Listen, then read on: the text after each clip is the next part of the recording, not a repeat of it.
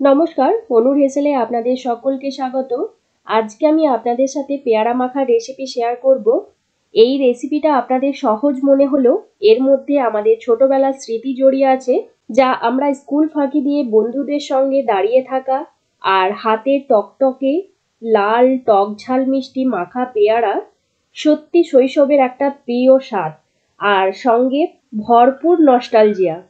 আজকে সেই রাস্তার ধারে পেয়ারা মাখা রেসিপি ঘরে বসেই বানিয়ে দেখাবো, যা খেলে মনে হবে যেন ছোটবেলা সেই দিনগুলো আবার ফিরে এসেছে।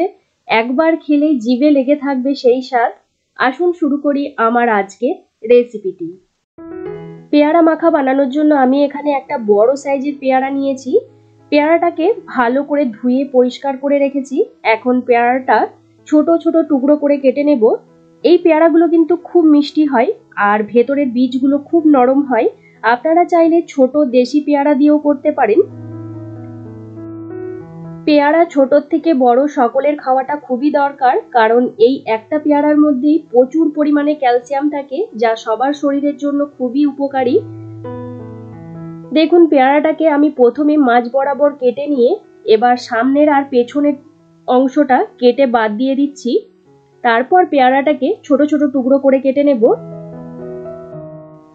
আমরা তো আবার ছোটবেলায় লোকের গাছের পেয়ারা চুরি করে, সেটা কাঁচা হোক বা পাকা, সব বন্ধুরা মিলে ভাগ বাটোয়ারা করে নুন লঙ্কা গুঁড়ো এক মুঠো হাতের মধ্যে রেখে সবাই মিলে গল্প করতে করতে খেতে বেশ মজা লাগতো। তখন অত স্বাদ বুঝতাম না। তারপর একটু বড় হবার পর স্কুলের গেটের সামনে দাঁড়িয়ে থাকা পেয়ারা মাখা, আলু কাবলি, ফুচকা, ঝালমুড়ি কত কি বিক্রি হতো। তখনকার দিনগুলোই আলাদা ছিল। কার কার আমার গল্প শুনে ছোটবেলার কথা মনে পড়ছে অবশ্যই কমেন্ট করে জানাবে। আর কে কে পেয়ারা মাখা খেতে ভালোবাসো সেটাও অবশ্যই আমাকে জানাবে। পেয়ারাটা ছোট টুকরো করে কেটে নিয়েছি। এবার এই কেটে নেওয়া পেয়ারার টুকরোগুলো একটা বাটির মধ্যে নিয়ে নিচ্ছি।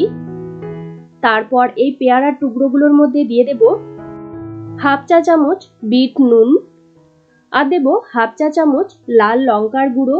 যে যেরকম ঝাল পছন্দ করেন সেই অনুযায়ী কিন্তু ঝালটা দিয়ে নেবেন। আর দেব সামান্য পরিমাণ চাট মশলা, দেব 1 টেবিল চামচ কাসুন্দি। এবার সমস্ত কিছু একসাথে খুব ভালো করে মিশিয়ে নেব। এই ছোট ভিডিওটা আপনাদের সাথে শেয়ার করলাম, কারণটা হলো আপনারা আমার ভয়েসটা শুনেই নিশ্চয়ই বুঝতে পারছেন আমার খুব সর্দি করেছে, তাই একটু ঝাল ঝাল মুখরোচক কিছু খেতে ইচ্ছা করছিল, তার জন্যই এটা বানালাম আর আপনাদের সাথেও শেয়ার করলাম। তো আপনাদের এই ছোট ভিডিওটা কেমন লাগলো অবশ্যই কমেন্ট করে জানাবেন। পেয়ারাগুলো মেখে নেওয়া হয়ে গেছে সব কিছু মশলার সাথে। ব্যাস তৈরি হয়ে গেল আমার আজকের রেসিপি পেয়ারা মাখা। এইরকম পেয়ারা মাখা কে কে খেয়েছেন অবশ্যই কমেন্ট করে জানাবেন।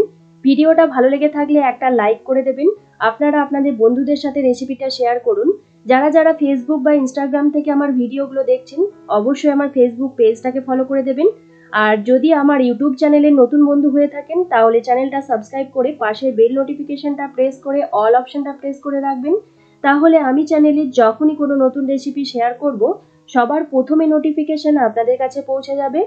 আজকের মতো এই পর্যন্ত। আবারও কোনো নতুন রেসিপি নিয়ে হাজির হব আপনাদের কাছে। আপনারা ভালো থাকবেন, সুস্থ থাকবেন। ধন্যবাদ।